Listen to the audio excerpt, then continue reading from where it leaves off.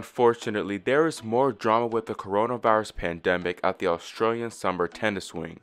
This morning, the Australian Open Twitter page announced that a hotel quarantine worker had tested positive for COVID-19. As a result, those associated with the Australian Open who quarantined at the hotel now need to be tested and isolated until they receive a negative test result. Victorian Prime Minister Daniel Andrews provided more information about the situation in an emergency press conference. According to Tennis.com, Andrews announced that the positive case stemmed from a 26-year-old man who previously served as a resident support officer at the Grand Hyatt for the Australian Open's quarantine program. After recording a negative test at the end of his shift, the worker later showed signs of symptoms and subsequently came up positive. We can't particularly determine how it is the person became infected, given that they produced negative test results, said Andrews. The Prime Minister assured the public that there was no need for panic, but later said, "We have to assume that this person has in fact infected others." Health and Human Services confirmed, "We are contacting all Australian Open players, officials, and support staff who were staying at the Grand Hyatt during the entire period. They are considered casual contacts.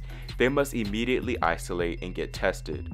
Allegedly, 500 to 600 players and other personnel stayed at the Grand Hyatt during the mandatory 2-week quarantine.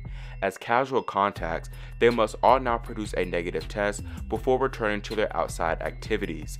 Additionally, the tournament announced that all play in Melbourne Park will be postponed until Friday, which for us in the United States is Thursday evening. This is unfortunate because it messes up the players' preparations for the Australian Open.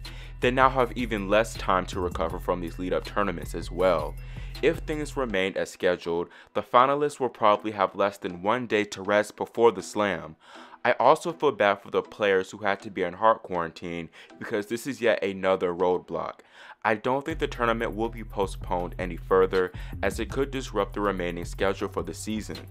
If many of these players do turn up positive cases, however, then we have a severe problem on our hands. I know some people are saying things like the US Open and French Open never had these problems, and I too am guilty of sharing those same sentiments in the past. However, I now understand that Australia has managed things much better than pretty much every other country, and it's clear that they truly value the health and safety of their citizens above all. This positive case is a big deal to them because the state of Victoria had just celebrated 4 weeks without a community transmission. Ultimately, I think postponing play is a smart idea to get everything under control, and I hope things do turn out alright. Now, since we have more time on our hands, let's look at some of the results in Melbourne Park thus far. Starting with Serena Williams, I have been thoroughly impressed by her play. In her 2 opening round matches, she had slightly tricky opponents in Daria Gavrilova and Svetlana Poronkova especially, but came through relatively drama-free. She's playing a patiently aggressive brand of tennis which always works well for her. Her serve is on and she's using the angles a lot more with great success.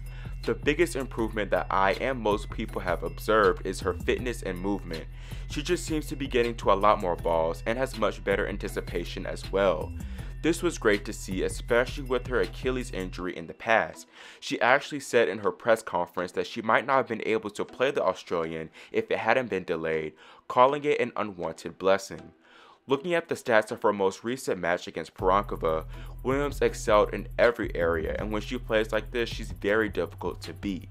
I am worried though that she might not be able to maintain this level when the slam rolls around, but seeing that intensified determination in her eyes, I know she'll find a way if things do get tough. In the quarterfinals, Serena will face 13th seed Danielle Collins, who just took out Karolina Pliskova in 2 tiebreak sets. Other Yarra Valley Classic quarterfinal matchups include Vardy vs Shelby Rogers, Vondrousova against Nadia Podoroska, and Muguruza against Cannon. Before moving on, I do want to shout out Venus Williams for a great tournament. Although she didn't reach the round of 16, falling to Kvitova 7-6, 7-5, she still played a great 2 matches, and I'm very proud of her progress. If she can maintain this level in Melbourne, I can for sure see her going deep. Now looking at the Gippsland Trophy, top seed Halep has been looking good thus far, but so has her quarterfinal opponent Ekaterina Alexandrova, who just knocked out reigning Roland Garros champ Iga Swiatek 4-2. Another rather unexpected quarterfinalist is Kaia Kanepi, who ended Aryna Sabalenka's 15-match win streak in the opening round. The giant-slaying Estonian plays Karolina Muchova next. Steady players Elise Mertens and Elena Svitolina headline the third quarterfinal match, Elisa beating Caroline Garcia 7-6, 6-3, and Elena upending Elena Ostapenko 6-7, 6-3, 6-2. Second seed Naomi Osaka looks in good form currently, especially in that opening round match versus Elise Cornet.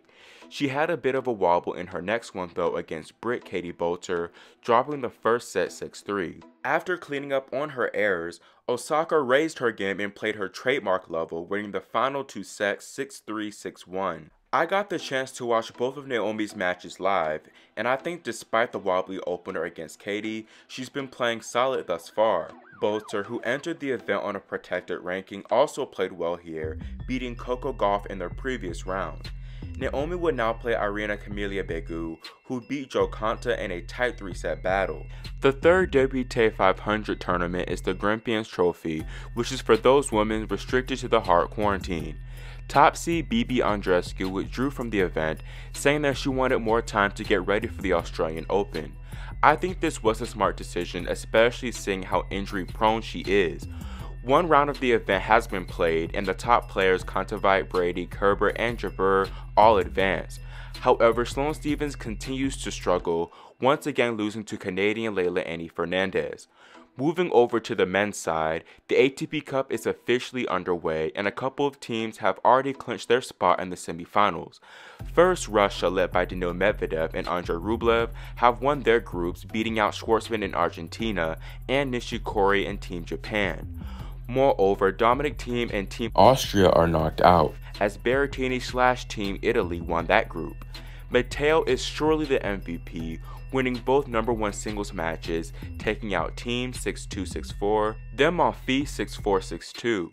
Defending champs Team Serbia got out to a good start, beating Shapovalov and Team Canada 2-1. Their next match against Germany will be a winner-take-all, as the Zverev-led group also conquered Canada. Now in the final group, Spain is in the lead even without their top player Rafael Nadal, who didn't even play his first match due to back injury. His countrymen still did very well, beating Team Australia 3-0, putting them in a great position to reach the semis. All they need to do now is win run rubber against Greece, as Tsitsipas's team fell to Australia 1-2. Now Nadal did announce that his back wasn't yet ready to play against Tsitsipas, but that was before Tennis Australia pushed everything back. We will see if the extra day gives Rafa the necessary time to heal. There are also 2 ATP 250s in Melbourne, and starting with the Murray River Open, the seeds except for Mannarino, Fucsovics, Paul, and Ramos Vinoles all advanced to the last 16. The most interesting matchup here will probably be Nick Kyrgios against Borna Coric, which is not solely because of their tennis prowess, by the way, if you remember. The other men's event, the Great Ocean Road Open, saw 4 seeds fall, including the top seed David Goffin. The Belgian was completely shocked by 17-year-old Spanish sensation Carlos Alcaraz, losing 3-3. This really isn't a surprise to me because for one, Goffin can often easily be blown off the court as what happened here. Also, Alcaraz has been on my radar for almost a year now after his Rio Open debut. He made my top 10 men's players to watch in 2021 list for a reason, so definitely keep an eye out for him. An interesting stat comes from this win too, as Alcaraz is the youngest player to be a top 15 opponent since 17-year-old Richard Gasquet beat another world number 14 Nicolas Massou 17 years ago in Argentina. What makes this result even more impressive is the Australian Open qualifier was actually at a disadvantage, being stuck in the hard quarantine. Now he actually has a very favorable path to reach the semifinals. The penultimate topic of the day concerns Ukrainian Diana Yastremska. If you remember, Yastremska was under provisional suspension starting about a month ago because she had concentrations of the banned substance Mysterolone metabolite. Despite this, she still traveled to Melbourne in hopes of her appeal turning in her favor so that she could compete. However, the Court Arbitration for Sport (CAS) dismissed the appeal, dashing her hopes of playing. She did release a statement essentially saying how disappointed she was with the decision and that she'll continue to demonstrate her innocence and clear her name. I honestly just think that she'll have to suck it up and serve the time and just go about her day. Now, ending this eventful video with some good news, Roger Federer has announced that he'll be making his comeback at the Qatar ExxonMobil Open, which starts on March 8th. This will be his first tournament since last year's Australian Open and the double knee surgery he underwent in 2020.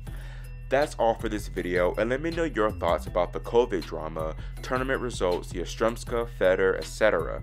in the comment section below. Also, make sure you subscribe and click the notification bell so you're notified whenever I post the developments concerning the positive case. Thanks for watching, and we'll see you next time here on Grand Slam Tennis News Today.